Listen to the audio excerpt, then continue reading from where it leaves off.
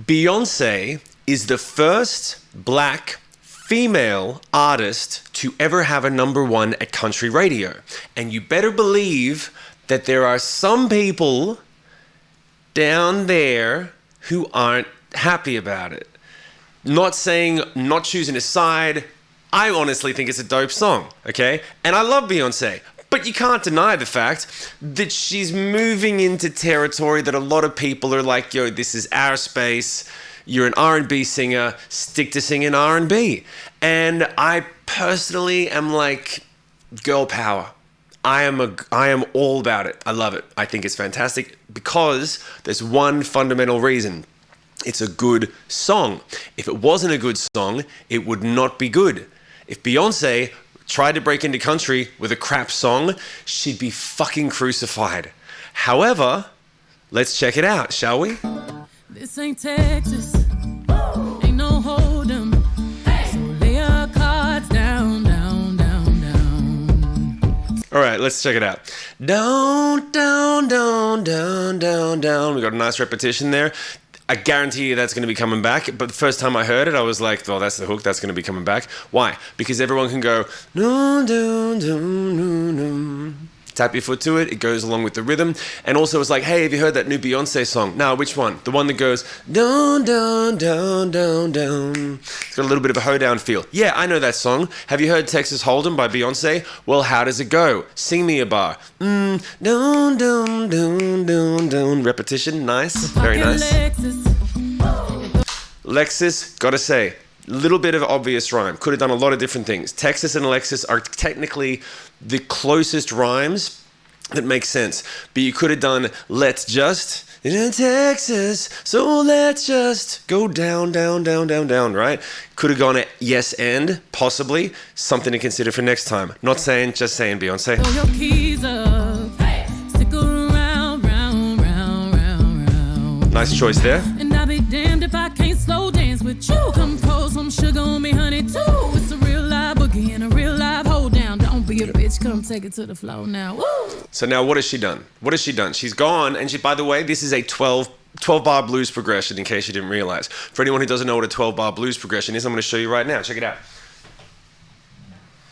Okay? Songwriters 101, okay?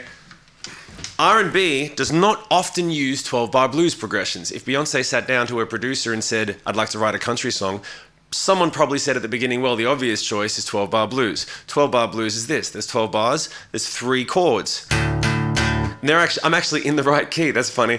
Down Texas, ain't no hold 'em. Down, down, down, down, down. One note. Second, ladies, da-da, going down, down, down, down, down. That's 8 bars. Last 4 bars. Zone, zone into something else. I don't know what to do, cause I've only heard the song one time, man. Now take it to the bitch, don't take it to the floor now. 3 chords, 12 bars, 12-bar blues. Every second song in history that was ever written follows a 12-bar blues progression. It's basic, it's simple, and it does the trick, right? So, let's keep listening. There's a tornado in my city. Hit the basement. Classic. That shit ain't pretty. Okay, classic harmonies, beautiful stuff, right? She's gone the traditional route and said, if we're going to do a country song, we're not going to fuse it with R&B. It sounds like an old-fashioned Dolly Parton song. However, Dolly Parton probably wouldn't have said, get your bitch ass on the floor now, or whatever. She wouldn't have said bitch, ass, and shit. Probably. Okay, Dolly's a little bit more Dolly. So what she's doing is, and we're getting into the nitty-gritty because that's what this channel is about, okay? She's taking elements of R&B, and they're tiny elements to get your ass on the floor now, right? That's more of an R&B thing to say than a country thing, right? So she's doing I'm trying to not swear as much, but like a mind job, right? And she's bringing enough in that it's like, yo, I'm still Beyonce, and here's where I'm coming from, as if everyone doesn't already know. But she's being very authentic to the country, old-fashioned, old-timey sort of chord progressions and rhythms and style of the harmonies and everything. I mean, whiskey, gotta have a whiskey quote in a country song, or it just ain't country. Am I right or am I right? Right?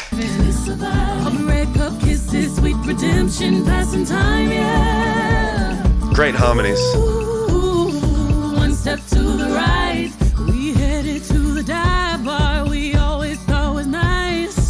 bar. Enough. By the way, this is the part of the song. You get, yep, we're about, what is it, 1/3 of the way through. It is a Nashville rule. And by the way, you can learn all about these rules inside the masterclass, shimsmasterclass.com. That's what we're here for. It's luggage time. You got to put in some luggage. So what has she done? She's talked about the whiskey. She's talked about the dive bar. Headed to the dive bar, we always thought was nice. What other luggage have you got? Run me to the left. Run me to the left. Put me in the middle, boy. I can't read your mind. This ain't Texas. Ain't no hold'em. Have you got a little chicken picking guitar? The production is very authentic. Lay our cards down.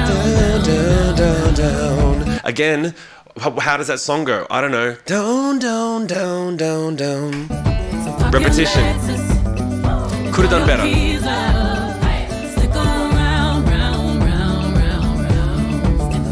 And I'll be damned if I can't slow dance with you. Come pour some sugar on me, honey, too. It's a real live boogie and a real live hold down. Okay, so now I've got a don't be a bitch, come take it to the floor now. Now here's a question. Come pour some sugar on me, honey, too. I wonder if that's a little bit of a tip of the hat, a tip of the hat to the metalheads that want to hear pour some sugar on me. I wonder if she's doing a little bit of it. There's a part of me, and you tell me in the comment section, there's a part of me that wants to be like, is she going to do hair metal next? Is she doing a tip, come pour some sugar on me, honey, too? Like the next thing she's going to do some Def Leppard throwbacks. Real live boogie and a real live hold down. Don't be a bitch, come take it to I'll be damned if I cannot. Right, now I want to be clear, that is very calculated. There's no way that it's the end of the chorus. End of the chorus, as we've discussed in the masterclass, it's the hook. It's the very important part of the song. It's where and this is one of the important things. At the end of a chorus, there is an element of saying to the world, to the person who's listening to the song, this is who I am. This is why I wrote this song. I went to all the trouble to put all these chords and melodies and words together. And now we're at the end of the chorus. And the chorus is the hook part. It's what everyone remembers. It's what they sing along to. It's what they tell their friends about. It's usually the thing that they adopt as the soundtrack to their life. The last line of a chorus is very important because it's the part that's saying, here's who I am. And in this, she's done there's very subtle mind jobs in this piece of work, right? Because she could have done a very Dolly Parton-esque, she could have gone and done a big high note and done something that was very country, very Miranda Lambert or something like that, right? She didn't. She went straight back to Beyonce. She took that last line of the chorus to say, I'm doing country, it's authentic, it works, but I'm always going to be Beyonce. Don't be a bitch, come take it to the floor. And she does. And by the way, keep in mind, she doesn't say floor. She says floa. Okay? All of these things matter. Floa is how, let's just be real. That's how an African-American R&B singer says it. She doesn't say floor. Because floor, if you're rhyming with yo, she walked out the door and I was landed on the floor because in a country song, that's what the woman does. She was like, don't be a bitch, come take it to the flow now. Flow. Honey, too, it's a real live boogie and a real live hold down. Don't be a bitch, come take it to the flow. I'll be damned if I cannot dance with you. Come pour some liquor on me, honey, too. It's a real live boogie and a real live hold down. Don't be a bitch, come take it to the flow now. So it's very authentic to the country scene with the production and with the choices, but it's very authentic to the R&B scene in the way that she's structuring how she says flow instead of floor. Little choices make all the big differences.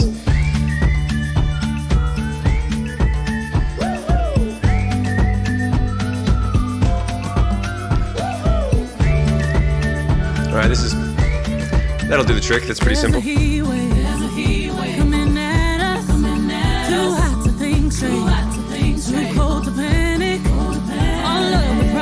Nice. Hot and cold. Nice back and forth. Contrast. Now we're running to the first bar that we find, yeah. Ooh, one step to the right. We headed to the dive bar we always thought was nice. Really good way that things are. Ooh, da da da da da. Always always thought was nice. Nice repetition on the melody that just keeps it flowing and bouncy. She's not making us think too much. We've already got enough to think about the fact that an African-American woman just got her first #1 single in country and half the country is pissed about it. Don't make us think about the melody line. Just keep it simple. Oh, good lyric, good line. Yep.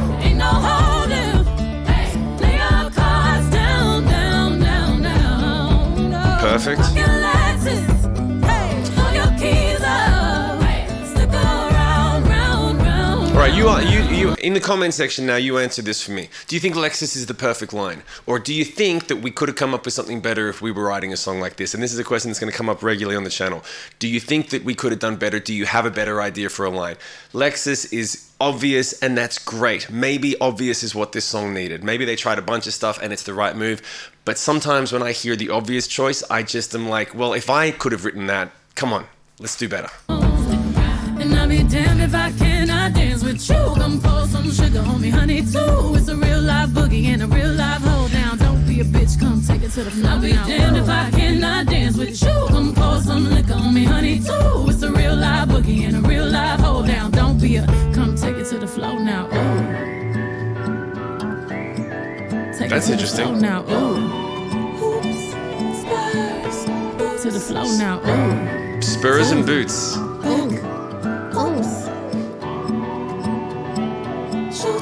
Come take it to the floor now. Ooh. I literally...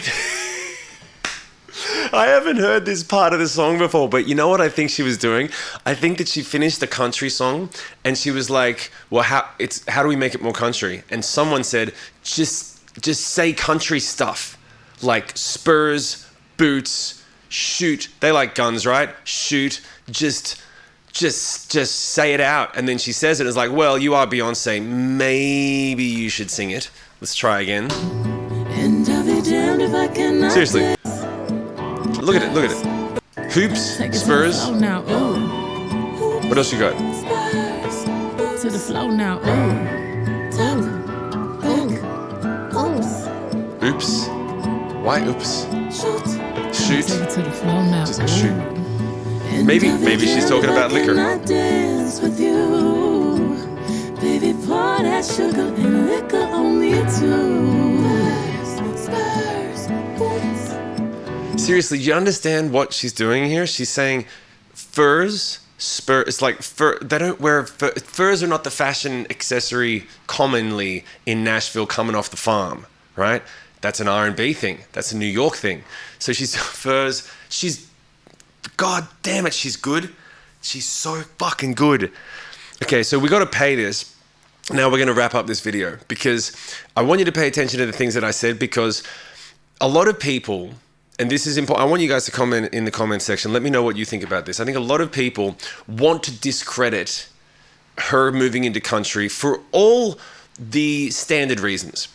She grew up in R&B, she belongs in a different genre of music, and there's lots of very capable singers, women, African-American women, who are already in Nashville trying to make it. Why does Beyonce get to come in and scoop up all the #1 singles and all the chart positions? The problem is, the songs kick ass.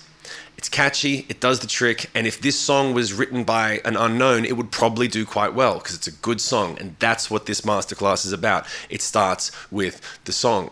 And I want you to pay attention to it to wonder, well, she knew what she was doing. She knew that she was going to be going against the grain in every way. So she wrote the most she didn't just go to Dolly Parton and say, "Can you write me a hit and I'll just sing it?" She wrote the song that she needed at this day and age, at this point in her career, at this time in country, and it's really quite perfectly crafted. So you tell me what you think. Do you think that this song was an accident? Do you think it was a money grab? Or do you think... What do you think? You tell me what you think, and I can't wait to read about it. I'll see you on the next one. Thanks for watching.